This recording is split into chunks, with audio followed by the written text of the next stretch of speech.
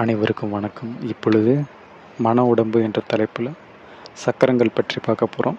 மன உடம்பில் எந்தெந்த சக்கரம் எப்படி வேலை செய்யுது, அதனோட தன்மைகள் பார்க்க போகிறோம். பிராண உடம்பிற் போலவே உருவமான உடம்பிலும் 6 ஆதாரங்களும் பிரம்மந்திரமும் இருக்கின்றன. அவற்றின் வழியாக குண்டலினி, ஜீவசக்தி, பிராணசக்தி ஆகிய 3ம் சுவர்லோகத்திற்குரிய அவற்றின் மேல்நிலை மூலம் தொழிற்பட்டு அந்த உடம்பிற்கு உருவத்தையும் இயக்கத்தையும் கொடுக்கின்றன. என்றாலும் அந்த ஆதாரங்களை உருவமான உடம்பின் புலன்கள் என்பது பொருந்தாது. நமது ஸ்தூல உடம்பின் நாம் காண்பது கண்ணால் மாத்திரமே, கேட்பது காதால் மாத்திரமே, நுகர்வது மூக்கால் மாத்திரமே, சுவைப்பது நாக்கால் மாத்திரமே. ஒவ்வொரு புலனும் ஒவ்வொரு வேலையை மாத்திரமே செய்வதோடு அதனையும் அரைகுறையாகவே செய்யும். ஒளியின் சுவை நாவு கேட்பதில்லை, நிறத்தின் மனம் மூக்கு கெட்டுவதில்லை. அதனால் உலகில் எதையும் பூரணமாக அறிய முடியாமல் அரைகுறையாக அறிய முடிகிறது. ஆனால் சூட்சும உடம்புகளின் அவற்றின் ஒவ்வொரு அணுவும் சுவை, ஒளி, ஊறு, ஓசை, நாற்றம் என 5ஐயும் ஒருங்கே உணரும் ஆற்றல் உடையது. அதனால் காண்பது, கேட்பது, முகர்வது, சுவைப்பது எல்லாம் உடம்பின் ஒவ்வொரு ஊசி முனையிலும் உணரப்படும். அதாவது உடம்பின் முழுவதும் காது கேட்பதும், கண் மூலம் காணும், மூக்கு மூலம் முகரும். அதற்கு காரணம் யாதெனில் ஸ்தூல உடம்பில் 5புலன்களின் தத்துவங்களும் ஆகும். தாதுக்களும் தத்துவங்களும் உயிரணுக்களும், அதாவது செல்கள், அந்தந்த இடத்திலேயே பந்தப்பட்டு நிற்கின்றன. கண்ணிலுள்ளவை காதுக்கு செல்வதில்லை, காதிலுள்ளவை நாவிற்கு செல்வதில்லை.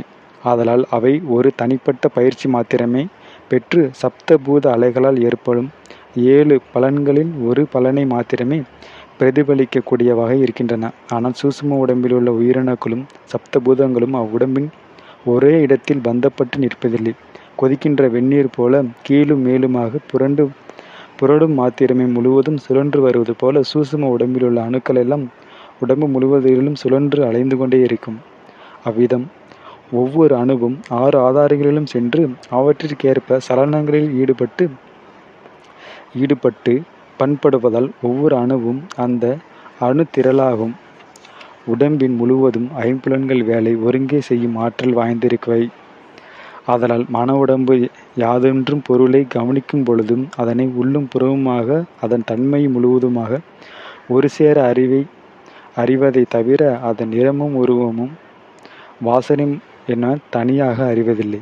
அன்னமய பிராணமய உடம்புகளில் இருந்து மனிதன் விவரிக்கும் போது அது அவனுடைய நனவு நிலை அல்லது சாக்கிர நிலை எனப்படும். அவன் உறக்கத்தில் அவ்வுடம்புகளை விட்டு நீங்கி தன் இச்சை உடம்பில் வேலை செய்யும் பொழுது அது கனவு நிலை பெறும் சொப்பன நிலை என்று கூறப்படும்.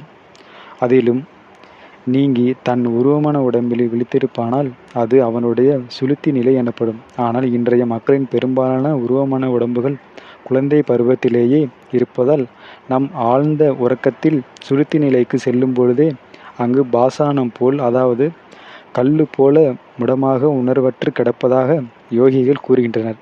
ஆனால் சுளுத்தி நிலையில் விழித்திருந்து வேலை செய்யக்கூடிய பெருமக்களும் சுவர்லோக வாசிகளும் தேவர்களும் தம்முள் அளவளவும் போதும் எப்பொழுதும் எவ்வகையான அற்புத வர்ணங்களும் உருவங்களும் இன்னிசைகளும் நறுமணங்களும் ஒருங்கே கலந்து ஒருவரிடமிருந்து மற்றொரு இடத்திற்கு செல்லுவும் அவரும் அத்தனையும்